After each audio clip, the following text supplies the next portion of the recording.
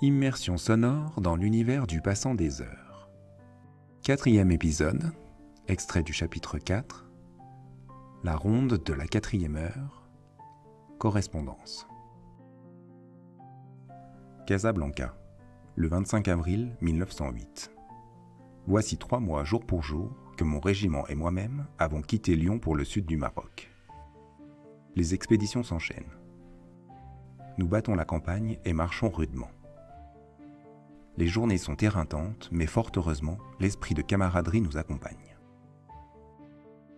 Nous dormons en tente, à même le sol.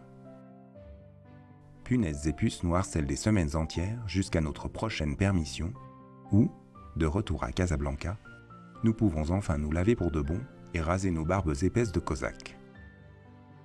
Nous préférons cependant ces rois de mission à l'ennui de la caserne. 9 mai 1908. L'armée m'a doté d'un cheval Camargue pour le transport des missives. Nous parcourons des kilomètres ensemble. Au campement, il ne mange pas toujours sa ration et me paraît un peu maigre. Parfois, je le laisse paître quand nous traversons les champs d'orge. Au détour d'un chemin, j'ai fait la connaissance d'une jeune femme à la chevelure charbonneuse, au regard pénétrant. Elle nous observait, le Camargue et moi, pendant que nous nous reposions à l'ombre d'une chenée. J'étais assoupi quand elle s'est approchée. J'avoue avoir été surpris par sa venue et pris d'une peur à contre-coup en me rendant compte de l'imprudence d'avoir voyagé seul, alors qu'ordinairement nous sommes au moins 2 cavaliers à parcourir les routes. Bien que vêtu d'un burnous, moins repérable que mon costume de sous-officier, je compris qu'elle ne m'avait point confondu avec un berbère. Même enveloppé dans un ample manteau de laine, je conserve sûrement mon allure de citadin.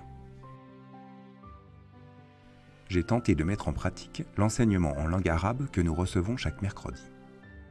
Quelque approximatives que soient mes formulations à l'oral, j'ai malgré tout saisi qu'elle se prénommait Naïma et qu'elle était originaire d'un village de montagne situé dans le sud.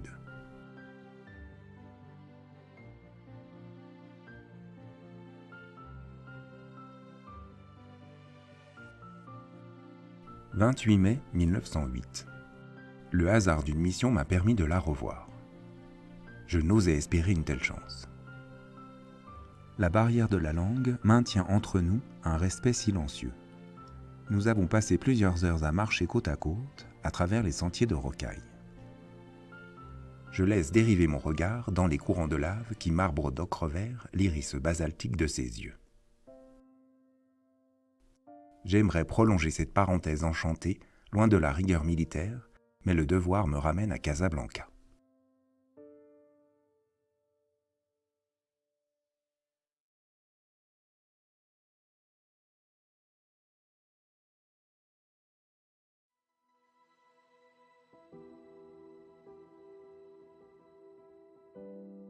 « 2 juillet 1908.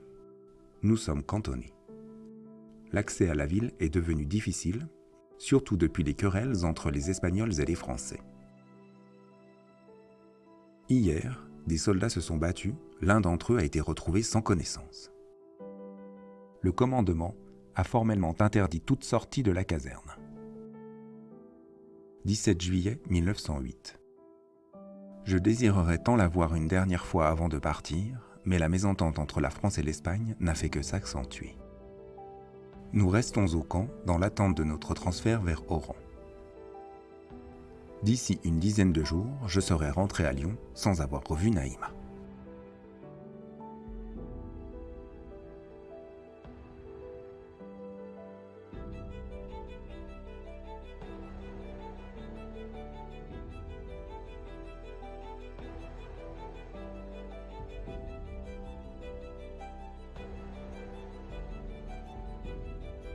Saint-Angelin, le 1er août 1908. Me voilà de retour parmi les miens. J'éprouve un tel bonheur à retrouver la vie civile et les rondeurs de la Franche-Comté. L'été se veut accablant. Je me promène le long du Suran dans l'espoir de trouver un peu de fraîcheur. Assis sur le ponton du débarcadère, penché au-dessus de l'eau, je revois le visage de Naïma dans les reflets entremêlés de jade et d'onyx de la rivière.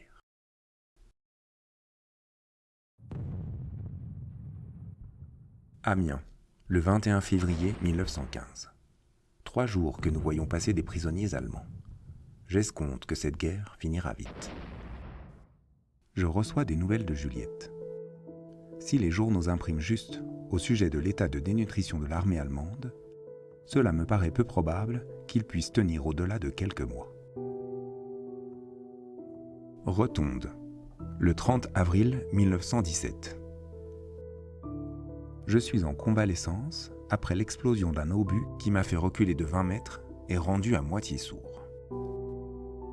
L'infirmière m'a rendu visite en début d'après-midi pour s'enquérir de mon état de santé. D'après elle, j'aurais déliré 3 nuits de suite et évoqué à plusieurs reprises le Maroc dans le flot de mes paroles incohérentes. 5 mai 1917.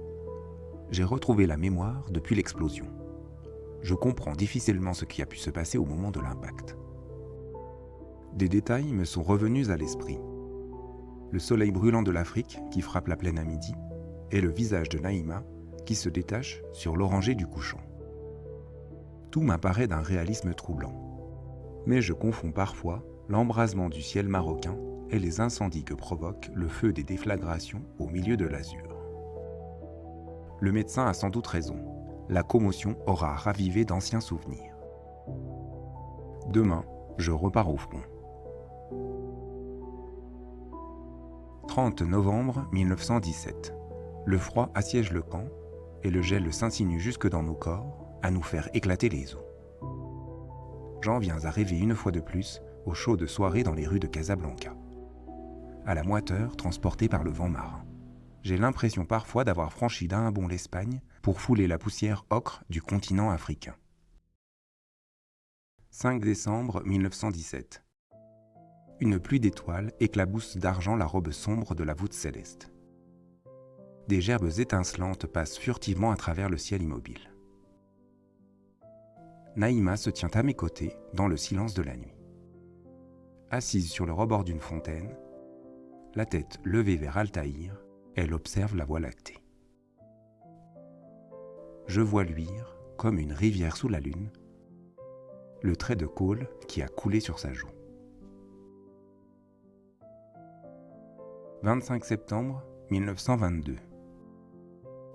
Le passé se referme sur moi. Les heures toujours défilent et se ressemblent. Tandis qu'au loin le soleil se meurt sur les plaines marocaines, je regarde la personne que je n'ai jamais cessé d'aimer s'éloigner de moi. Les traits de son visage se brouillent peu à peu, et l'ombre nocturne, comme une nuée sombre déversée sur les pentes de l'Atlas, avance et engloutit bientôt Naïma. Je vois se dresser dans le crépuscule les sommets enneigés aux crêtes sévères. Les citadelles de terre crue me tiennent à distance, et je tombe à genoux devant leurs tours carrées, percées de 1000 fentes, 1000 yeux qui m'observent impassiblement. Ces vaisseaux d'argile flottent comme des châteaux de sable au milieu d'une verte mer de palmiers au feuillage découpé semblable à une houle tranchante.